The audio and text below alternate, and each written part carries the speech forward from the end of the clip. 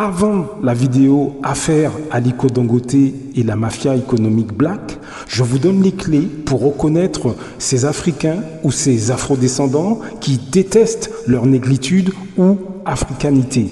Après cette vidéo, nous parlons du comment ensemble on peut faire beaucoup plus d'argent. Choisissez ce que vous regardez. Blaf, bonjour, Africains, Africaines, Afrodescendants, Afrodescendantes. Je vous salue. On va parler aujourd'hui, alors c'est pas pour être stigmatisant, hein, c'est pas ça, hein, mais on a vu l'affaire P. Diddy, ce que ça donne. Hein. Pourtant, le gars fait de l'argent pendant des années, des disques, et encore une fois, moi j'ai rien contre P. Diddy, si ce n'est que par rapport à ces conneries là, d'utiliser les femmes comme esclaves, enfin, des conneries. Bon, avec, à la limite qu'il fasse ses partouzes, à la limite on s'en fout, je veux dire. S'il fait des partouzes avec des gens consentants, c'est pas le seul à faire des partouzes. Hein. Je veux dire, tant que les gens sont consentants, les gens font ce qu'ils veulent, quoi, à la limite. Mais dans son cas, lui, apparemment, de ce que j'ai pu voir, bon, il y avait des trucs pas très clairs où il droguait les filles, blablabla, blablabla. Plus des armes qu'on a retrouvées chez lui, de la cam, etc. Le problème, c'est que pendant des décennies, ces gens-là ont représenté un exemple pour les amateurs de cette musique-là, et notamment pour les jeunes. Moi, j'ai écouté ce qu'il faisait, P. Diddy. J'ai écouté, comme beaucoup d'autres, mais c'est surtout nos jeunes qui sont influencés par les images que ces gens véhiculent. Alors, quand on sait que, par exemple, les rappeurs comme Snoop Doggy Dogg, c'est un parfait exemple, ce gars, en termes d'image. J'ai vu en ligne, j'ai jamais été à un concert de Snoop Doggy Dogg, mais j'ai vu en ligne les images qu'il a montrées pendant des décennies de gangsters, où on traite les femmes comme des serpillères, où on a des liasses de billets dans les mains, où on a des armes, on tue des gens, etc. Le souci, c'est que ces images, nos jeunes les ont regardées et les regardent. Et faut pas qu'on soit étonné qu'une partie d'entre eux termine en prison ou des choses comme ça. Moi, je sais que aux États-Unis, il y a eu un mouvement contre ce type d'image, etc. En France, moi, j'ai jamais vu c'est pour vous dire, alors peut-être que je suis pas au courant, mais c'est pour vous dire comment, en France, une catégorie beaucoup d'entre nous, on a été complètement laxistes sur ces questions-là. Alors, je ne sais pas tout ce qui a été organisé ou pas, mais on a été complètement laxistes sur ces questions-là. C'est le poids des images vis-à-vis de nos jeunes, de ce que nos jeunes regardent. Je ne sais pas si en France, il y a eu un mouvement contre ces gars-là, parce que nos jeunes s'abreuvent de ces images de gangsters, d'Afro-Américains qui tuent dans leurs clips vidéo, ou qui encensent finalement tout ce qu'il y a de plus négatif. Ce que les gens ne savent pas, et je l'ai déjà dit dans un autre audio, je crois, c'est qu'aux États-Unis notamment, l'industrie de la musique marche main dans la main, écoutez bien, marche main dans la main avec l'industrie des prisons. Vous imaginez, vous? Je ferai un audio là-dessus. Et ça fait aussi partie de ce que je vous dis, de comprendre où va l'argent, qui bénéficie de ces systèmes-là, dont justement les clips vidéo violents de rap. Et je ne suis pas contre le rap, j'écoute du rap. Ce qui me déplaît, ce sont les images qui sont véhiculées par le rap, par un type de rap. Et le plus grave, c'est que le plus grave de tout ça, dans tout ça, c'est qu'on incrimine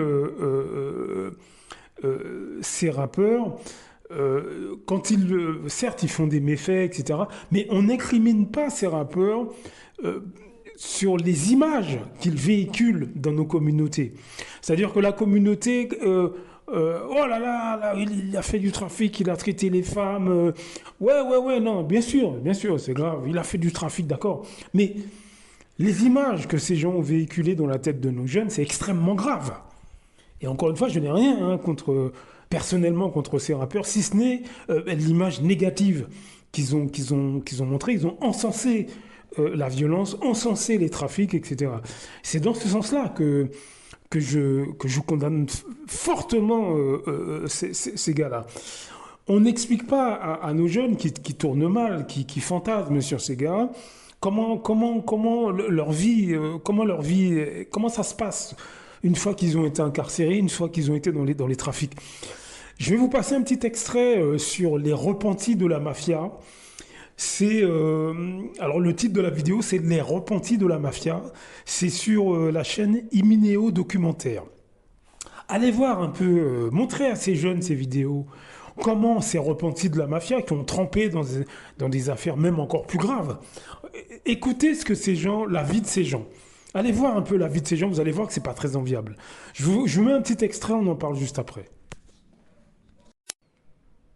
Le tueur est devenu un patron de PME. How's it going, Byron? Okay. All right. Tout va bien, combien de hot dogs te reste-t-il? Nettoie un peu et rajoute un peu de sauce sur les haricots.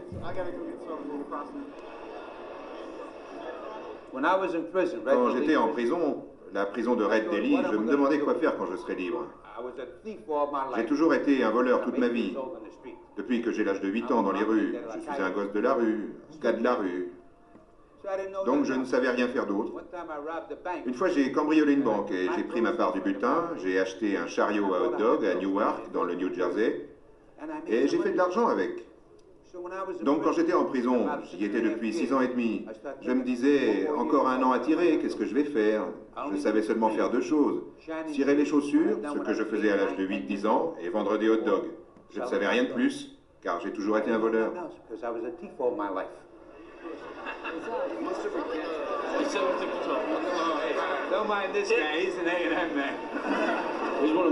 C'est l'un des patrons les plus honnêtes que j'ai jamais eu. Il s'occupe bien de ses employés.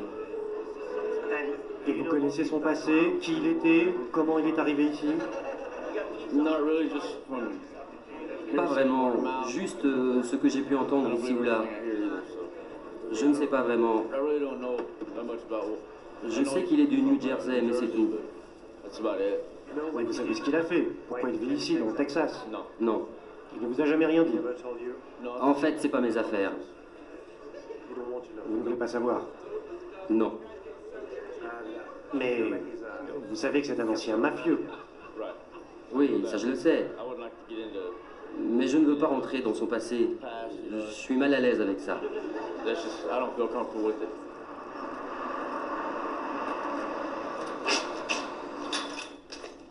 Okay, close that. That's his feet. I was gonna say, 'cause I need to lock this thing down. Lock it up. Lock it up good.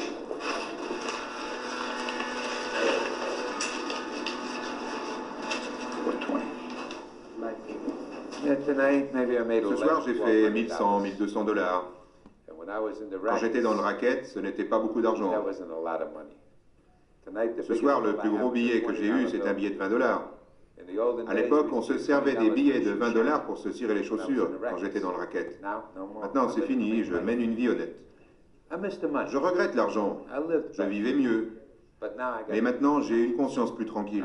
Je n'ai pas à m'en faire avec la police qui frappe à ma porte pour un vol ou le FBI qui me cavale derrière. Je préfère cette vie.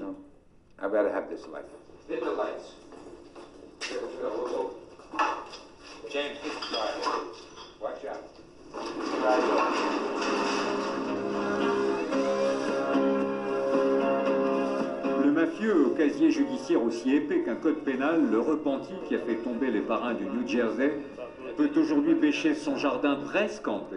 Car avec le temps, le danger a diminué, mais John Johnson sait que la pieuvre présente toujours l'addition.